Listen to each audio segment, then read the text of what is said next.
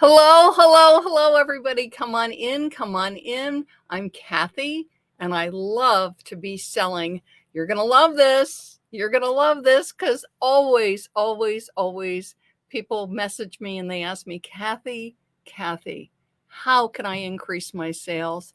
And the tip I have for you today is you will boost your eBay sales with this one tip. It absolutely works.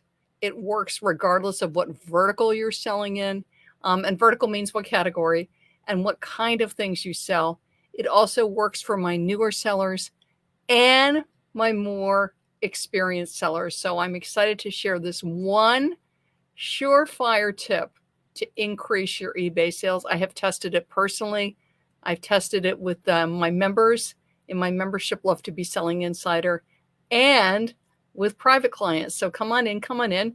And thank you for those of you that join me live on my Facebook business page. I Love to Be Selling. I certainly appreciate you all. I also want to thank those of you that subscribe to my YouTube channel. And you just click subscribe if you're catching me on YouTube.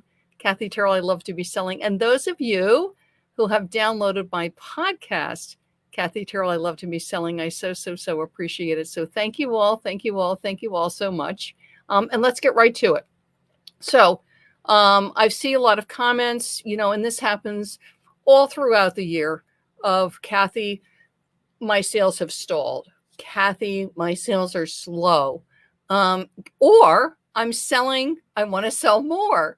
So again, it's slow sales, sluggish sales, stalled sales, or yes, I'm getting sales and I want more.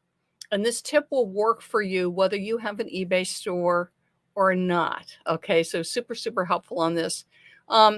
So what can happen when you're having slower sales, you're looking to increase sales, is that you continue to shop and you continue to bring in more inventory, and you can end up with an awful lot of unlisted inventory. And so your focus is on listing. Your focus is on getting your unlisted items up. And this is because a lot of times people say, the more you list, the more you sell, the more listings you have, you're going to get more sales. True and not true. Okay, true is just because you have more listings up, you have the potential to bring in more shoppers, right? So if I list a shirt and I list a pen and I list some scissors, it's a lot of different variety items because a lot of sellers are soup to nuts sellers. Hi, Vicki. Thank you so much for joining me live. I appreciate it, Vicki. So people, the more I list, the more I'll sell because I'm putting up a variety of items, my scissor, my pen, my notebook, my cup, my cell phone, my shirt, whatever it is. And it's true. And I'm also assuming that when you're putting things up, that you've done a little bit of work. So you're using good keywords in your title. Keywords are the words that are describing your item, and that you've done research about what's going to be attractive as far as price to shoppers. But oftentimes, because the focus is so much on listing, you just finished listing my 888 listing. Congratulations. So the focus is on listing. And I'm raising my hand on this. I've got 2 boxes of stuff actually out in my living room. They're in my living room, but they got to come into my eBay office to get busy listing. Is that I ignore the listings that I have up. So I'm so focused on getting those 2 boxes, 3 boxes, room full, garage full, whatever it is, listed, that I neglect the listings that I have up. And I bring this up because this is my tip for you on boosting your eBay sales. Yes, list.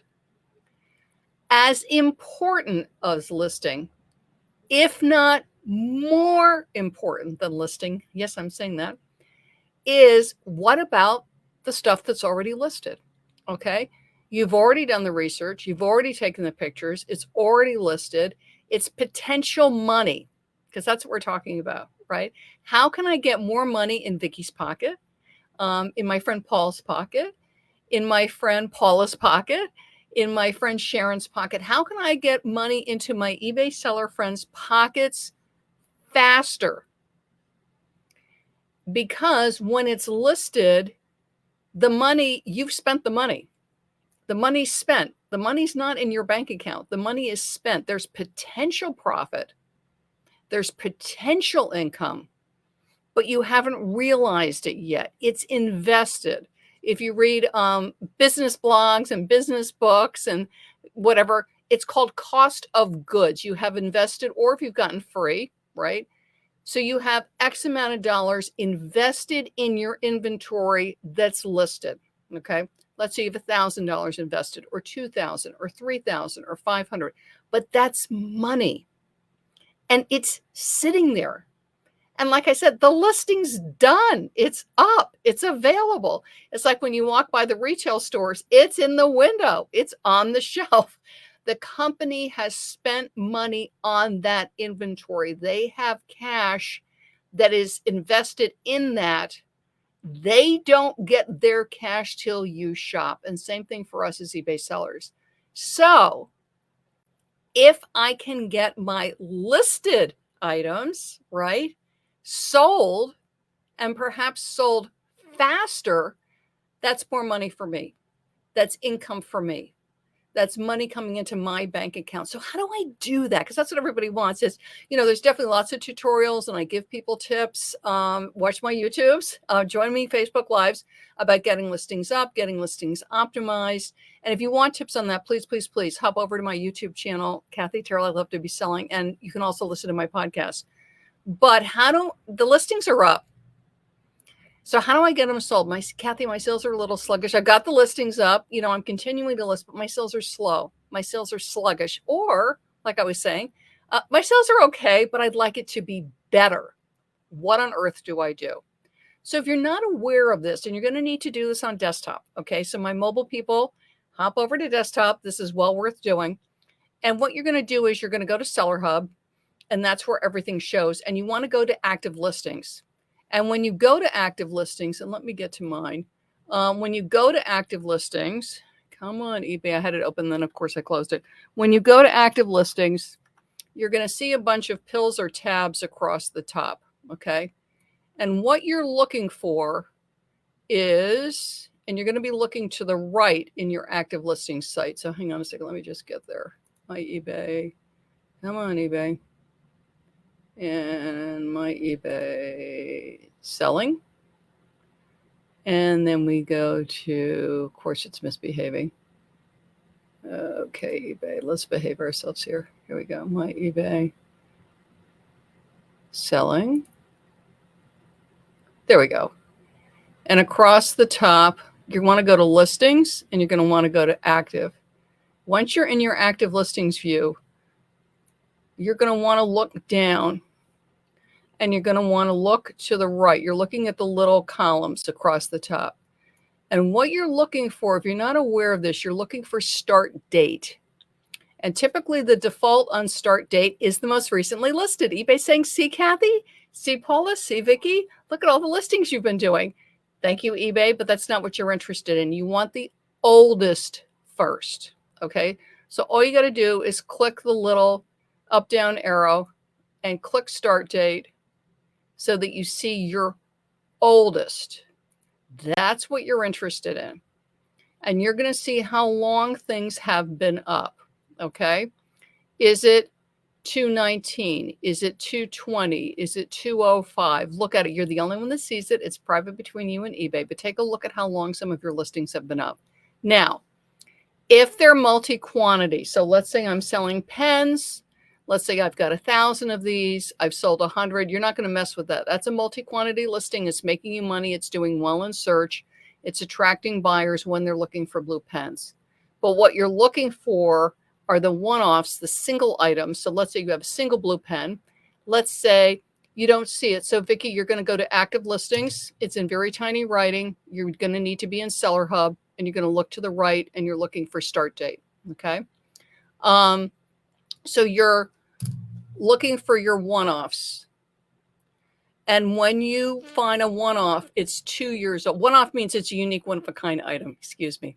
So it's a pen, it's a shirt, it's a vase, it's an artwork, it's a sculpture, it's a puzzle, it's a plush, okay? Whatever it is, could be an Xbox, is you're looking for things that are more than a year old, Okay. And you're going to be surprised if you've been selling for a while, you're going to have some stuff that's up for 2 years, 3 years. Now, if you're what's called a long tail seller, and I have my long tail seller friends, and they go, well, typically, Kathy, my stuff sells in 2 to 3 years. That's great. For my experienced long tail sellers, you know how long your items typically are up before they sell. For those, it is worth going in and taking a look and just making sure your keywords are good. Because when eBay does these seller updates a couple times a year, oftentimes they do updates to categories, and all of a sudden there's a bunch of new cool item specifics, and you want to make sure that you've got them if they apply to your item, because it's going to help you rank and search. But let's say it's not a really cool, unique, one-of-a-kind item, or yes, it is a cool, unique, one-of-a-kind item, but typically that kind of thing has sold for you in about a year, and this thing has been up for 3 years and it hasn't sold, or 2 years. Typically it sells in 6 months. It's up for 2 years. So go and take a look at it. This is when you go into Terapeak, you go into advanced search, you're going to check solds. Okay. And you're going to take a look at it, because what can happen is when you sold the item. So let's say it's a category that you're somewhat familiar with, or you heard people talk about it, like you might've heard them on YouTube, some podcasts, and they go, oh, back to my blue pen, these vintage blue pens typically sell for yada, yada. And you might've taken their word for it. This is somebody you follow, somebody you value their information. And so you use the price they suggest, or they show you a sold and you go, oh, okay. And you use that price. It may have been the price 2 years ago, or a year ago, or 3 years ago. That's why, especially when you're listening to people on YouTube, always check the date. Because if it's information for 7 or 8 years ago about things that are highly sought after and collectible, it may not be so popular anymore. So you do want to check that. Okay. So check it. I did this recently. I was just looking at some items, and you know what? The prices really dropped. There's just not as much demand. People just don't want it as much. And the ones that used to sell for, I'm going to say like $50, $60. It's now selling for $30. So you can keep the price up to $60, but in all likelihood, you're not going to sell it. So then I have the choice of going, okay, go and take a look at it. How much did I pay for it? Okay. And let's say I paid $30 for it, and right now it's selling for $30. And all the solds I'm looking at are all in that area. I mean, that's what it's selling for. So this is my thing for you to help you with your eBay sales. It can be hard sometimes to go, you know what, to heck with it. Just drop the price, get the sale, and get out and get the cash. This is what I'm going to say to you. Get the cash. I can sit around and wait and sometimes dream for the item to go back up, but it hasn't gone back up for a very long time. Do I really want to sit and wait on this item that's been up for 2 years and it's not selling and I'm not getting offers on it? Or perhaps just bite the bullet, drop the price, and get the sale. And that's a way to increase sales. It can be painful because you were anticipating making a profit of 30%, 40%, 50%. But when you do the research, it is just not selling for that anymore. So then you can certainly leave it up and just say, well, maybe there'll be an upturn, maybe this spring and whatever. But if it's been up for 2 years, 3 years, and everything that's selling is 30 to 40% lower than your price, you really got to take a look at dropping the price and just take the money. Either you break even, you might take a little bit of a loss, but this is the thing to consider. You're getting the money back. When you look at that listing, remember, it's cost of goods. You have spent money. It is money that is not in your bank account. And it is just sitting there. Is it better to let it sit there for another year or 2 years, or drop the price and certainly take a look at your keywords, see if they use some tweaking because you want to get traffic to your item? Just drop the price, get the sale, get the cash, and go, you know what? Lesson learned. I won't be buying that again, not for a while, or not without some more research to see what is the current price. Because if it is selling for $30, so let's say it's a $30 item. Let's say these blue pens are going for $30. And I see something similar when I'm out thrifting or at consignment shops or at a retail store. I might be doing retail arbitrage. And let's say I can get it for $5. Hey, that's a $5 item that'll flip for 30. I'll take it, right? It's like, hey, sign me up. But if you invested the 30 and really that's all it's selling for right now, you really got to take a look at, am I better just to drop the price and get the cash? Also get the sale so that you're getting the sale, you're getting traffic to your listings. eBay is seeing that you're getting a sale, and that just helps you as far as attracting, because you're bringing traffic in and you're getting a sale. And that can help you as far as relevancy for all your items.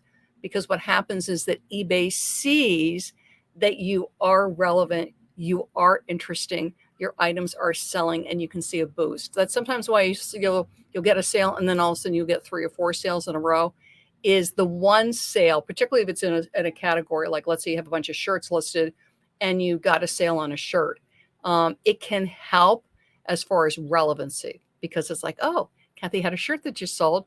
Kathy has interesting shirts. And then when people are looking for shirts, it can help you as far as raising relevancy on your other items. But if things are slow or you want to increase your sales, and something's been there for a while, that's why search by the start date. If you've got spreadsheets with it, take a look at that. However, you keep an eye on it. I put mine right. The start date is great because it's right there. You can also look in your SKU or your custom label field, and you can put it in there in case you have ended it and relisted it with sell similar, so it has a different start date. But take a look at your items that are in your store for over a year and consider, is it time to drop the price just to get it sold? Because again, if you're checking solds and you've got it listed for 60 and where it's really selling is 30 or 35 or 40, and sometimes this is awful, but it happens 20, then you go, okay, do I want to drop the price and just get the cash and get out? But you'll get the sale, you'll get the cash, and that's cash back in your wallet, in your bank account, that you can then use for bills. And you can also use to invest in inventory where you have a better profit margin, like get the pen for $5 that I can sell for 30, right? Get the thing for $20 that I can flip for 50. Then I have cash that I can reinvest in something that is going to have a better profit margin. But that's why keep an eye on your listings that are up for a while, because they are up. You've done the work. Is what's off? Why is this not selling? You're going to hear the siren. I have a fire department near me. And see if a price adjustment will get it sold. Because again, what you're after is to get that cash back in your bank account, because the item's been up for a year, 2 years, 3 years. And you're like, you know what? It's just time to go for the cash. So consider that. I've got tips for you to help you with your listings that are up, also to help you with your new listings. Because one reason why things can sit for a while is, yes, it's your price, but it can also be your keywords. And I bring this up. Keywords are the terms that you use in your listing. And it is basically, it's the food for eBay search. It's how eBay search knows what you're selling. And it's also the food for your buyers, because those are the terms that the buyers are going to be using to find the item. And eBay search is, what it does is it takes what the buyer's looking for and it's aligning it with what the listings are. And so you want eBay search to know what your item is, so it can match it with that wonderful buyer that's looking for what you're selling.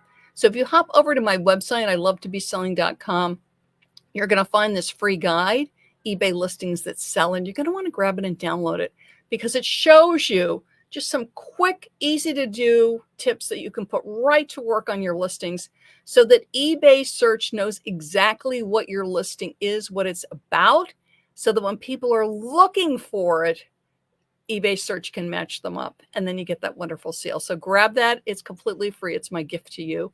Thank you, everybody that joined me. Thank you, thank you, thank you. I'm Kathy, and I love to be selling. Bye-bye, everybody.